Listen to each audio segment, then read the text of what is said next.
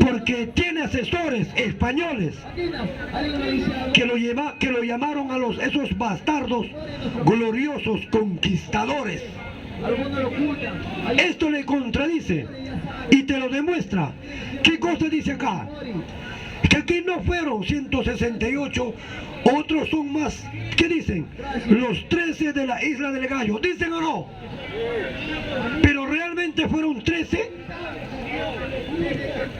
No, hermano. Aquí está la verdadera historia del Perú. ¿Qué dice acá? Fueron decenas de miles de Nicaraguas y Guatemalas y miles de ese poderoso ejército pardo lo llamaron a los traídos del África. Y acá te dice, la guerra no fue entre el Inca y los españoles, la guerra fue entre los incas contra los chancas, contra los huancas, contra los chimús, contra los cañaris, contra los chachapoyas. Estas naciones habían sido engañados por los invasores que le hicieron creer, le dijeron, ayúdenos a liberarnos del Inca y cuando logremos derrotar al Inca te devolveremos tu privilegio que estos señores te quitaron. Aquí está escrito, hermano, la guerra de los Huiracocha de Juan José Vega Bello. Hermanos, aquí vas a aprender la verdadera historia de nuestro Perú. 30 soles está. Esto está 20. Esta es la destrucción del imperio de los incas. Aquí te dicen, hermano, que aquí no hubo conquista. Acá hubo invasión. ¿Y qué te dice? ¿Qué cosa se conquista? Se conquista lo inhóspito, lo inhabitado, como la conquista de la luna, 20 de abril de 1969, o como la conquista de la cima del Everest por el peruano Augusto Ortega Pacheco el 9 de octubre de 1982, 8.848 metros sobre el nivel del mar. Ahí puso la bandera peruana Augusto Ortega Pacheco. ¿Qué cosa más te dice acá, hermano? Pero este señor, cuando escribe esta historia, no lo escribe acá. ¿Dónde lo escribe? En Sevilla, España. ¿Por qué? Porque en Sevilla está el archivo de Indias. Ahí se fue este señor Waldemar Espinosa Soriano. ¿Para qué? Para escribir esta obra con su propia plata, con su propio dinero. Años se demoró allá.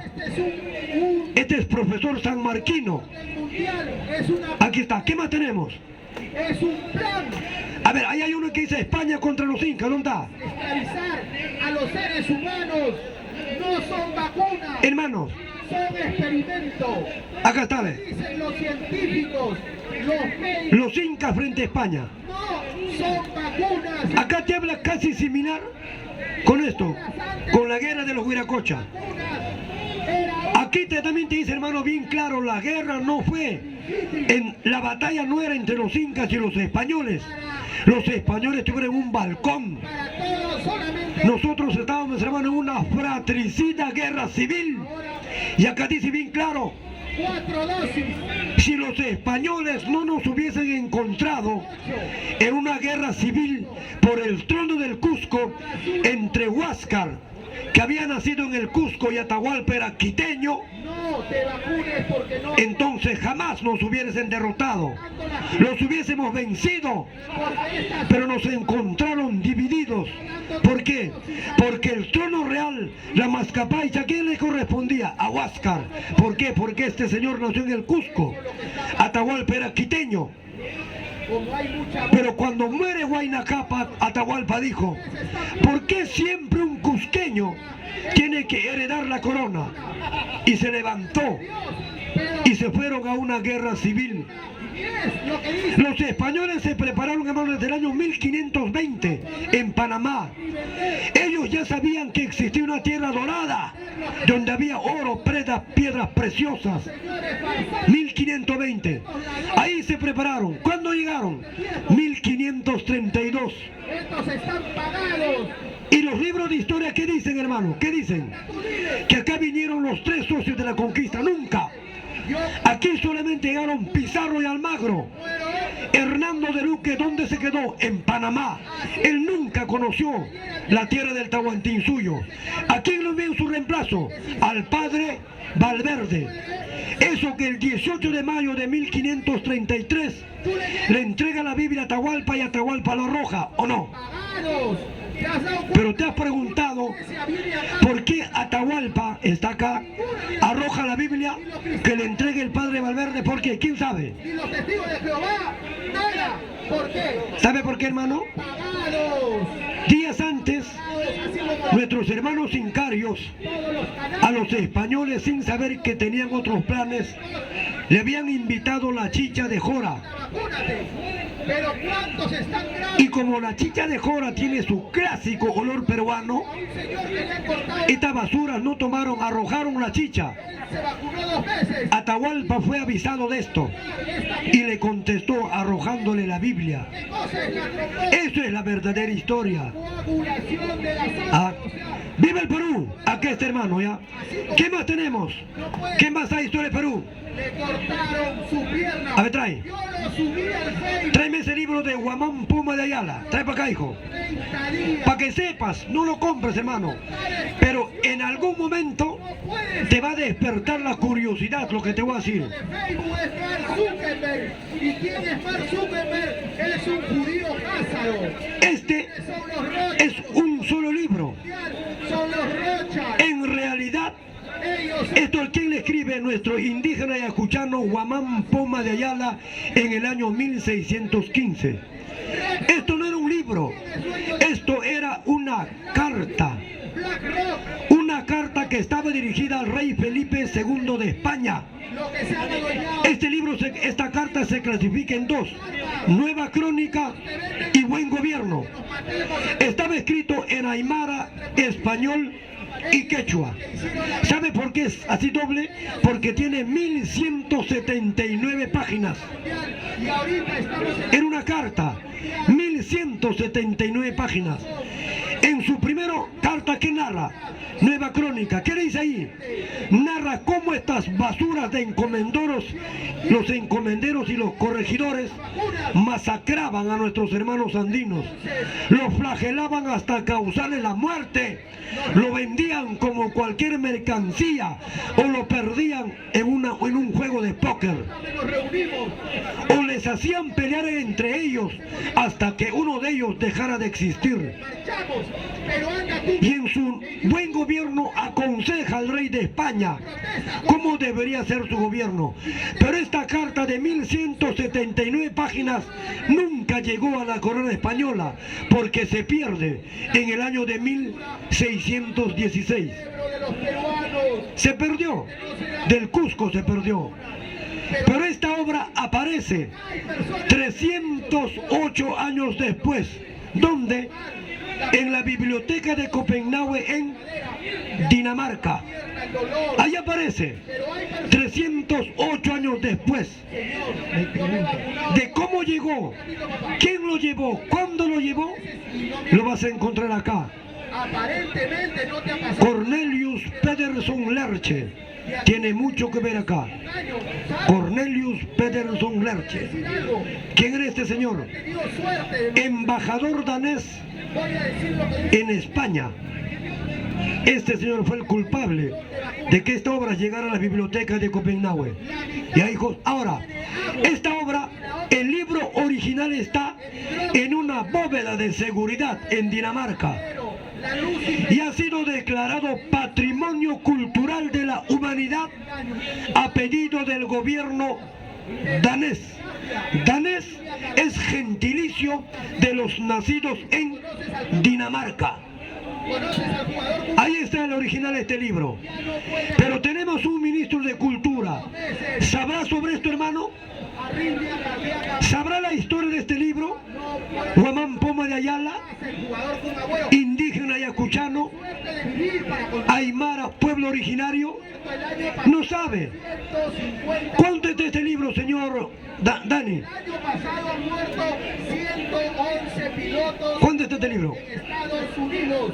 ¿Cuándo? Yo te pregunto, 80. ¿eso sale en Canal ¿Tecujú quiere ganar mucha plata? Televisión Panamericana? librazo, hermano. 1179 páginas. Fascinante libro, hermano. Muy bien.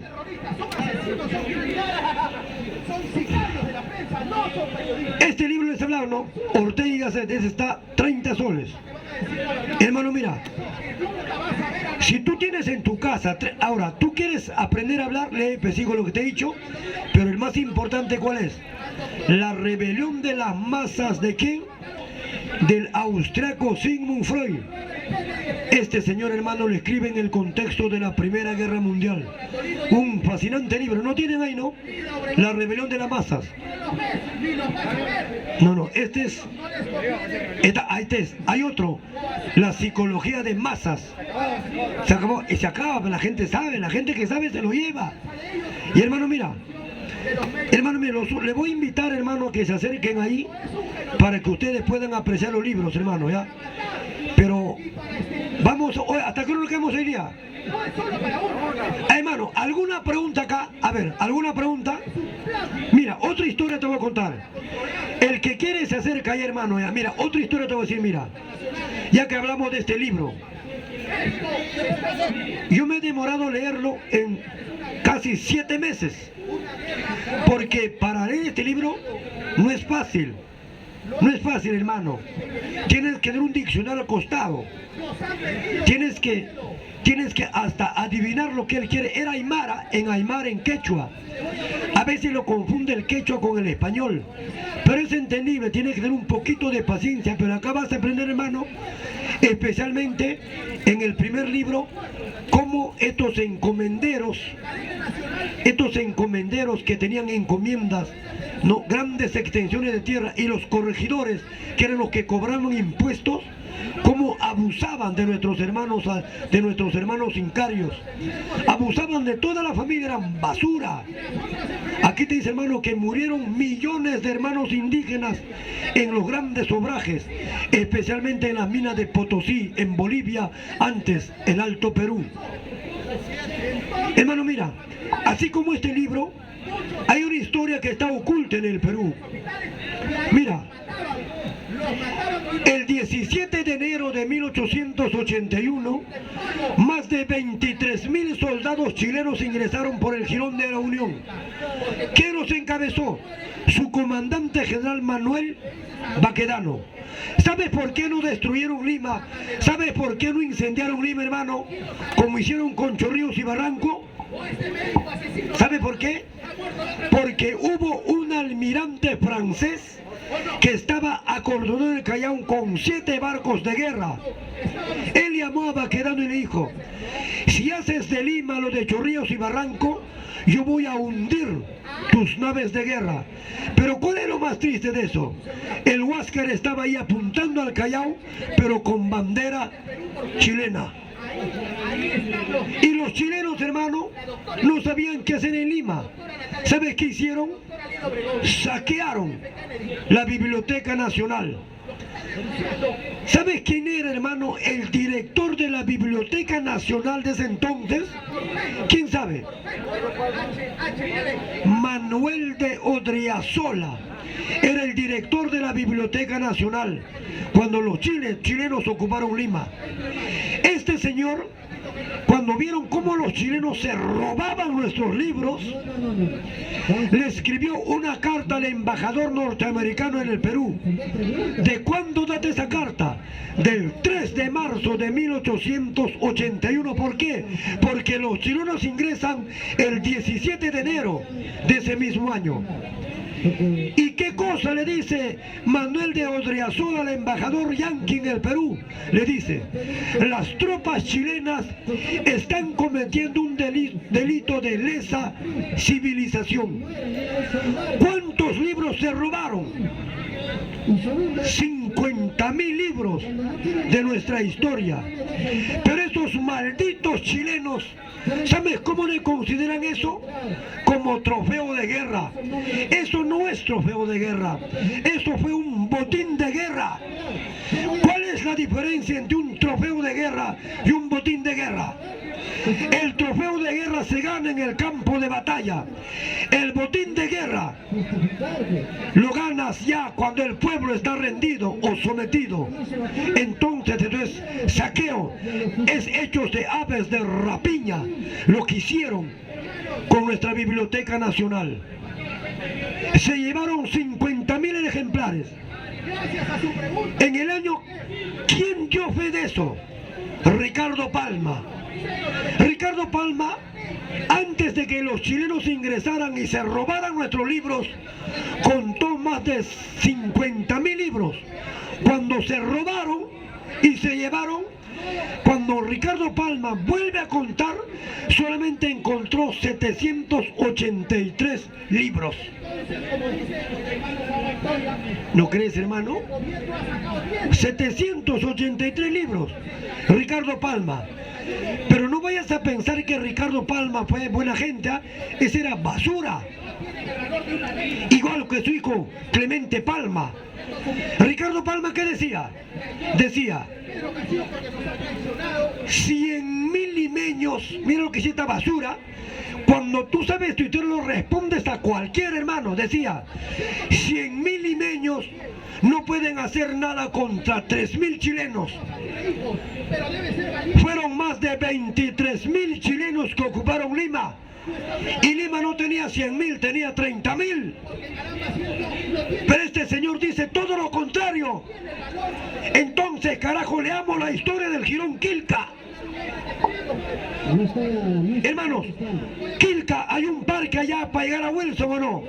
Antes había ahí, carajo, una cruz en memoria a esos valientes peruanos civiles que cuando encontraban chilenos ahí los agarraban y los mataban a puñaladas. El peruano limeño. ¿Y los chilenos qué hacían? Por la muerte de un chileno soldado mataban a 5 o 6 civiles. Los acribillaban. Pero ¿sabes dónde radica mi indignación, hermano? En el año 2018 tenemos... Esta señora, tráeme la cámara para acá, hijo. Acércame la cámara.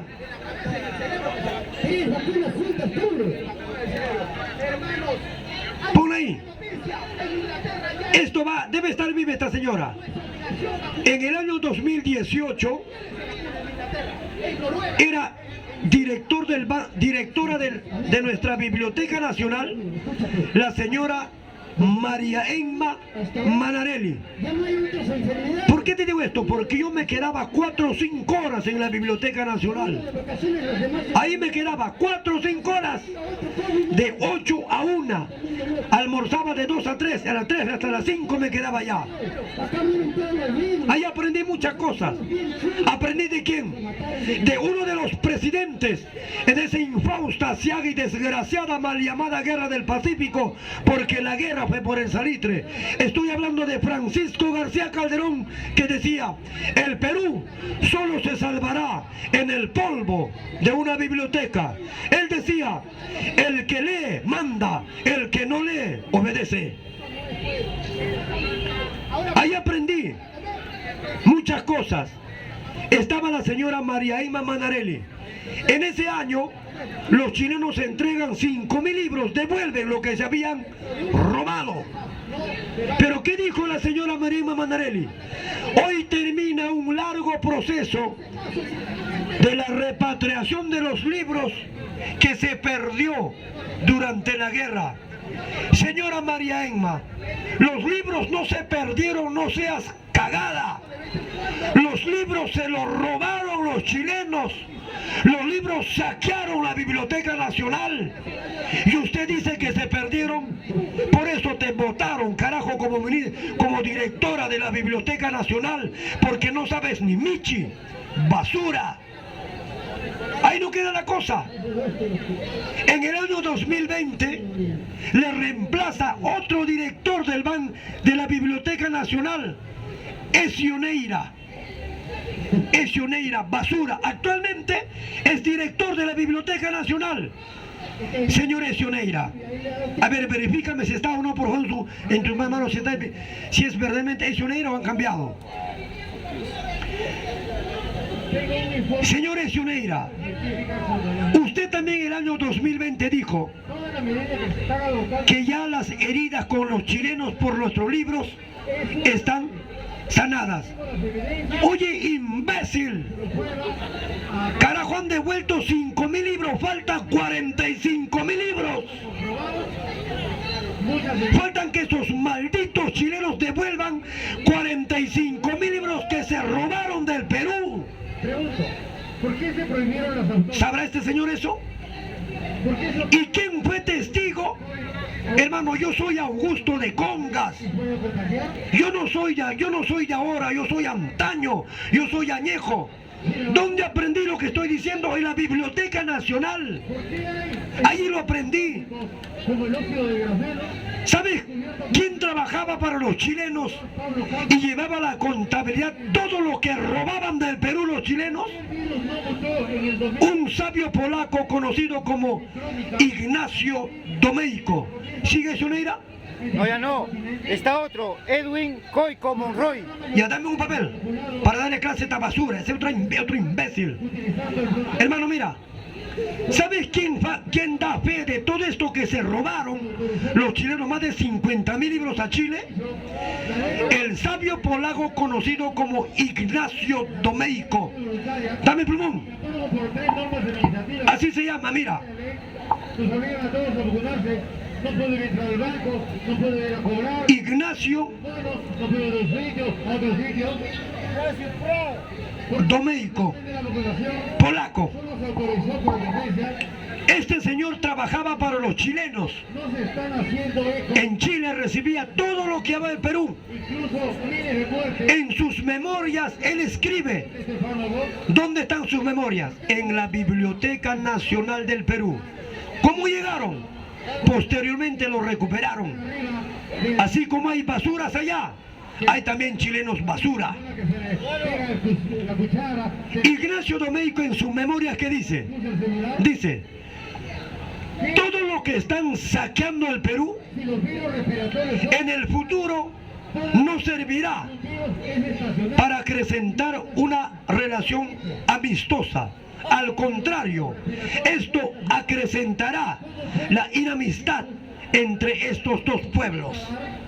Durante Ignacio Domeico dice, vuelvo a repetir, la diversidad de climas todo lo que están robando, saqueando del Perú, en el futuro no servirá del año 2021, para entablar una buena relación de amistad entre estos dos pueblos.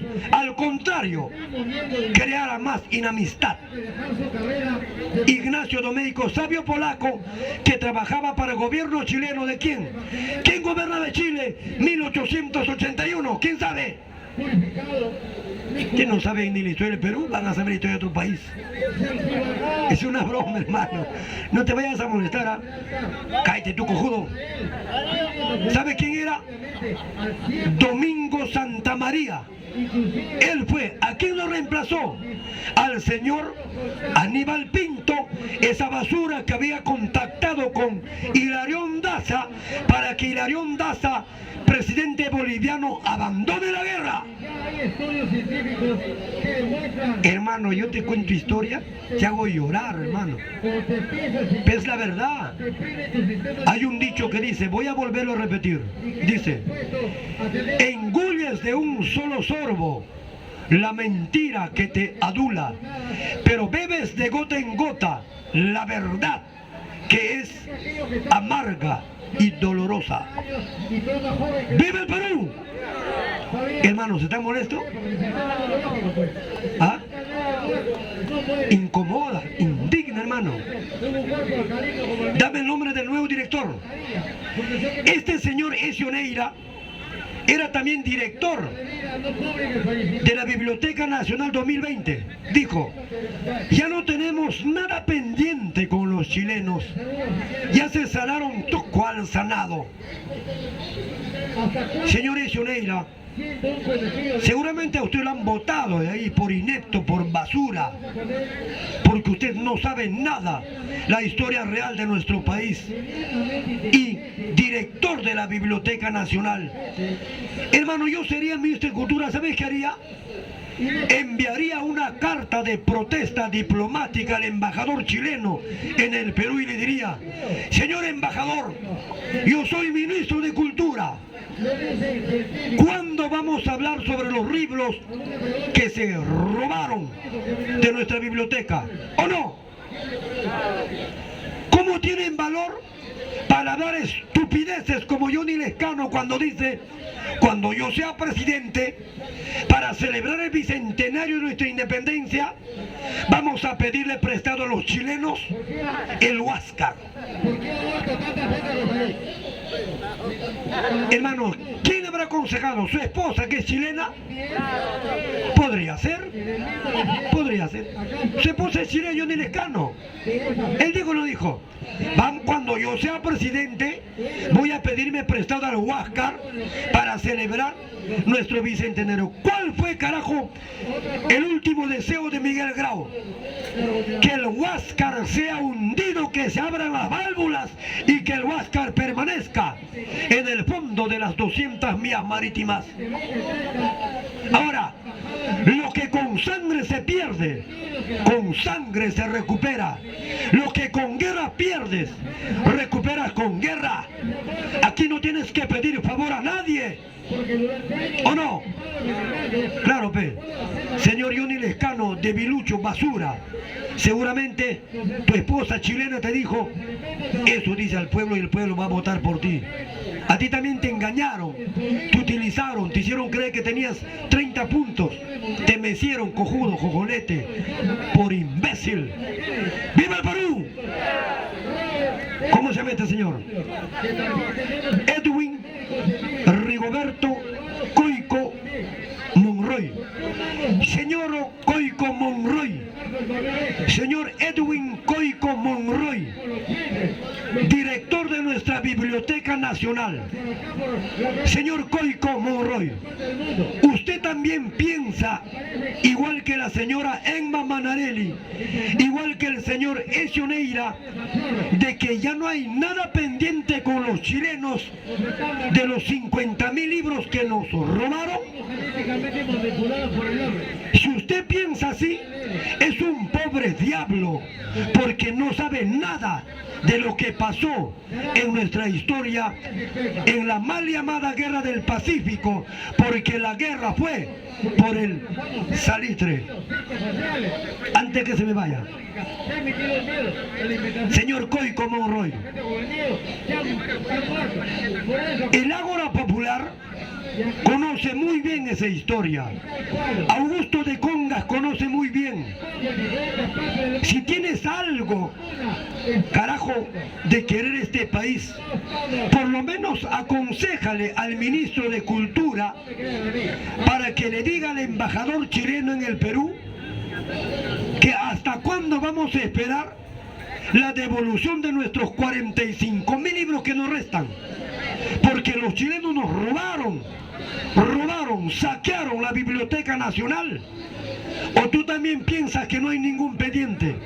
Si piensas así, eres un pobre diablo infeliz, basura. ¿O no, hermano? Es verdad lo que ha pasado en el Perú. Por ejemplo, otra historia. Esto va para usted, señor ministro. ¿Cómo se llama ministro de Cultura? Alejandro Salas. Señor Alejandro Salas, te veo a ese bien peinadito. ¿Usted cree que porque te peinas la cabeza bonito eres inteligente? Eres una bestia. Escuche, señor Alejandro Salas, usted es ministro de Cultura. Mira lo que es que esté escondido en nuestro país. Señores, amigos de Facebook, ¿por qué tenemos intacta Machu Picchu, una de las maravillas del mundo moderno? ¿Por qué? ¿Sabe por qué? Porque los malditos españoles nunca supieron de su existencia. ¿Por qué nunca supieron de su existencia? Porque la sabia naturaleza lo cubrió de vegetación. Pasan los años y ¿qué cosa nos dicen los libros de historia del Perú? Que el arqueólogo norteamericano Iron Birman descubrió Machu Picchu. Eso es mentira. Eso es mentira, señor Alejandro Salas.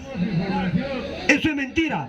Porque el descubridor de Machu Picchu es un peruano, Agustín Lizárraga, 14 de abril de 1902.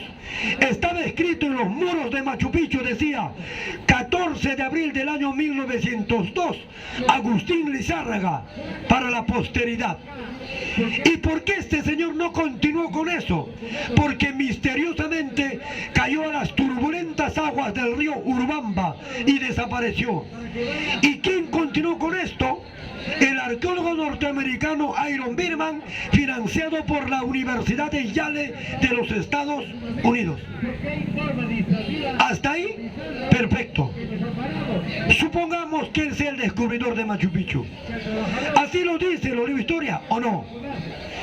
Pero los libros o los historiadores oficiales que han escrito estos libros, como Gustavo Pons Musso, como Juan Castillo Morales, entre otros, ¿qué dicen? El descubridor de Machu Picchu. Allí también es Palaz. Pero no te dicen nada que este ratero delincuente Iron Birman se llevó 5.000 objetos de oro de Machu Picchu, se llevó 50.000 piezas de cerámica de nuestros incas. ¿Quién le autorizó la salida de esa inmensa riqueza de nuestros incas? Este presidente, el mismo que le dio ese estatua a San Martín, Augusto Bernardino Leguía, en el año de 1911. Él le autoriza llevarse 5.000 objetos de oro y 50.000 piezas de cerámica a Iron Birman por 100 años. 1911, 100 años. ¿Qué cosa han devuelto los americanos? Retazos de oro. Señor Alejandro Salas, ministro de Cultura, ¿usted sabe algo de esto? Si sabes algo, envíale una nota de protesta al embajador norteamericano, una carta a la Universidad de Yale, haciéndole recordar que Iron Birman sacó 5.000 objetos de oro y 50.000 piezas de cerámica que hoy están en los almacenes de la Universidad de Yale en Estados Unidos. ¿Y qué es universidad? Anualmente realiza exhibiciones y gana millones de dólares. Es triste, hermano, es triste. Por eso, como quisiera tener poder en este país, porque la única forma de cambiar este país es teniendo poder. Y acá no hacemos nada, aquí solamente concientizamos, le decimos a la población cuál es nuestra verdadera historia. Pero a Alejandro Salas no le interesa absolutamente nada eso, a él solamente le interesa cobrar sus 40.000 soles mensuales. Pero haz algo, carajo. Instala acá en la plaza, en la futura plaza José Gabriel Condorcanqui, carpas, carajo, en cada ingreso. Instruye, enseña a tu pueblo su verdadera historia y el pueblo te va a recordar, si no vas a desaparecer, basura. ¿O no, hermano?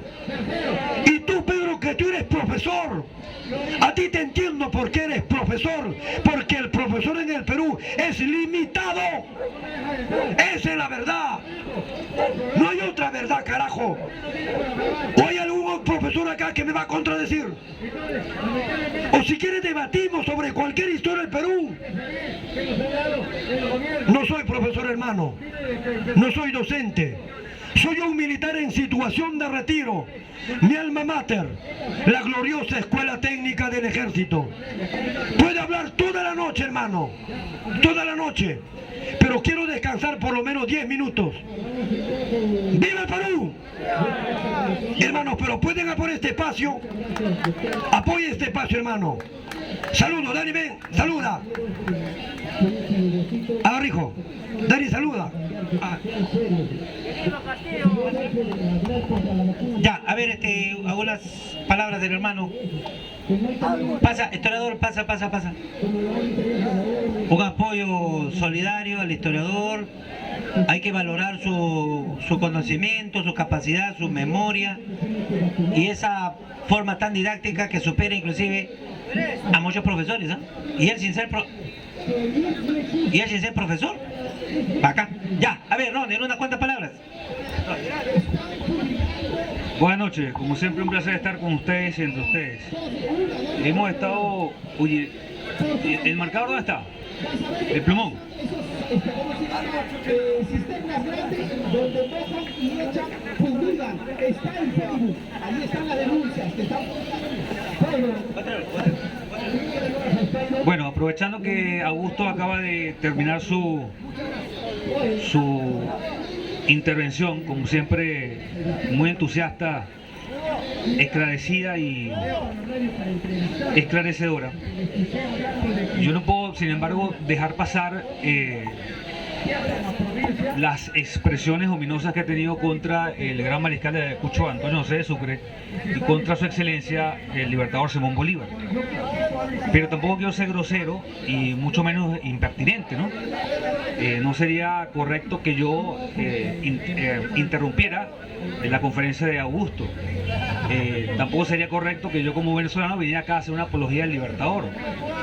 Porque además hay muchos Bolívar, ¿no? Hay un Bolívar en Venezuela, hay un Bolívar en Colombia, hay un Bolívar en Ecuador y hay otro Bolívar acá en Perú. Y menos hacer un contrapunteo con Augusto, porque eso no es educativo, eso no creo que sea pedagógico, y menos aún constructivo, ¿no? Además es que yo comparto con él muchas de sus observaciones. Augusto ha dicho, la educación nos manipula, estamos de acuerdo con eso. La historia nos la cuentan mal, estoy de acuerdo con eso. En su planteamiento de fondo, que es que la historia está mal contada y nos manipulan con la historia, hay una historia hegemónica que cuentan los vencedores y con ella nos cambian la realidad, con eso estoy plenamente de acuerdo. Sin embargo, creo que él falla en el análisis y en la interpretación de algunos hechos históricos que seguramente porque no ha profundizado en ellos o porque no ha tenido una buena fuente, pues no interpreta de manera correcta. Así que lo que yo creo que tengo que hacer, díganme ustedes si es correcto o no, es invitarlo a un debate, a debatir, ¿no? Porque en un debate se confrontan posiciones, se confrontan ideas, en un debate de orden académico, no en un contrapunteo, sino en un debate, pues, ¿no? Él presenta una tesis, yo presento mi tesis puede ser su antítesis, su antítesis puede ser, su tesis puede ser mi antítesis y mi tesis puede ser su antítesis. Y seguramente pues él aprenderá, yo aprenderé, llegaremos a conclusiones, a síntesis, y posiblemente yo cambie de opinión, posiblemente cambie de opinión, posiblemente nuestras visiones se reestructuren, se reacomoden. Entonces voy a solicitarle a Leo, que es el organizador del espacio, para que tome las previsiones necesarias para que debatamos, Augusto y yo, aquí en el Ágora Popular, para todo el Avia Yala, desde el Ártico hasta la Antártida, donde quiera que llegue nuestra señal, sobre la figura de su excelencia el libertador, ¿no? Entonces Leo, para que esté pendiente de eso, pues, ¿no? Entonces lo organicemos con tiempito, la mesita y tal, y podamos conversar sobre ese tema. Mientras tanto, nosotros hemos venido hablando acerca del manual de golpe suave de la dictadura a la democracia del señor Jean Char.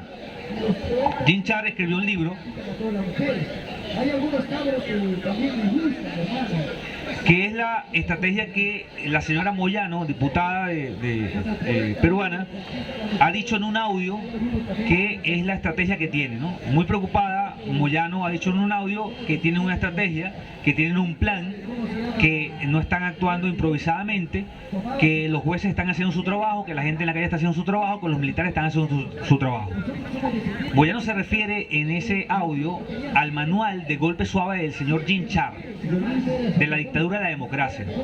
Y Jean Char, en 5 pasos, describe exactamente cómo se tiene que hacer para salir de un gobierno totalitario sin la utilización de la fuerza, sin la utilización de la violencia, sin una confrontación directa, una confrontación armada, ¿no?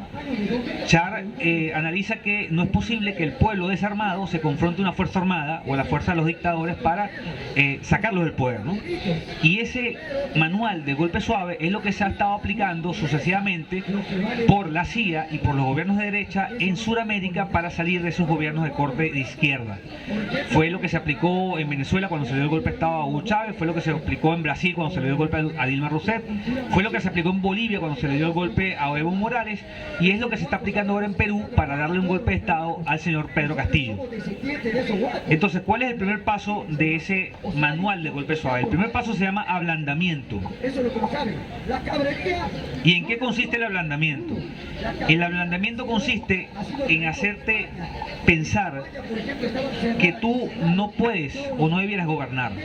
¿Se acuerdan que se ha dicho de Pedro Castillo que es un serrano, que no tiene experiencia, que no tiene facilidad de palabra, que no sabe hablar? Todo eso se ha dicho cuando Pedro Castillo está en plena campaña electoral, ¿correcto? Eso es parte del ablandamiento. Es decir, sobre Pedro Castillo una serie de condiciones que van a hacer que la gente no quiera que él gobierne. Pero Pedro Castillo ganó la elección, fue electo presidente. Una vez que es electo presidente, entonces, al tener en su poder la más alta magistratura del Estado, se pasa a una fase que se llama deslegitimación. El segundo paso del manual es la deslegitimación. Y es por eso que ustedes han visto que los ministros del señor Pedro Castillo han sido cuestionados. ¿Cuántos ministros se ha cuestionado de Pedro Castillo? Creo que 5 más o menos, ¿no? ¿Y cuántos premier? 3 premier más o menos han sido cuestionados, se les ha cuestionado a Pedro Castillo. Esa acción de cuestionar a sus ministros, de cuestionar a sus premier, es parte de la deslegitimación. No es una casualidad, no es que los diputados de Congreso piensan que ellos están más calificados o que están mejor calificados que sus ministros para hacer su ejercicio. No es que ellos realmente tengan una hoja de vida superior a la de los ministros del Pedro Castillo. No es ni siquiera que es que ellos sean más honestos, es que están cumpliendo con el manual de golpe suave. Están cumpliendo con su trabajo en la deslegitimación. Así que por cualquier cosa van a tumbarle a los ministros, le van a tumbar al premier. La tercera parte, la tercera fase del golpe suave es el calentamiento de calle. Y la pongo en rojo porque esa es la fase en la que nos encontramos ahora. Y comenzó el 5 de abril. El 5 de abril, para, entre otras cosas, es una fecha simbólica porque ¿qué pasó el 5 de abril en tiempo de Fujimori? El 5 de abril, ¿qué se celebraba? ¿Qué se recordaba el 5 de abril? El 5 de abril, ¿qué pasó? En tiempo de Fujimori, ¿qué pasó un 5 de abril? ¿Perdón? ¿Sé qué? El 5 de abril Fujimori cierra el Congreso y entonces salen a marchar simbólicamente ese 5 de abril. Y luego, unos días después, se vienen a tomar la Plaza San Martín. Esa activación del movimiento de calle tiene mucha o tiene que ver con la posición de la prensa, con la posición mediática. Salir a la calle a protestar tiene el efecto de producir un titular mediático. Fíjense que al día siguiente que hubo la marcha en la Plaza San Martín, que no pudieron tomarse, el objetivo de esa marcha era tomarse la plaza, ¿cierto? Y no pudieron. Había un pueblo que estaba defendiendo la Plaza San Martín y no permitió que la marcha fujimorista y aprista se tomara la Plaza San Martín. Sin embargo, al día siguiente los titulares decían: Pedro Castillo ya fue. Y similares. Imagínense lo que hubiera ocurrido si ese día hubieran tomado la Plaza San Martín.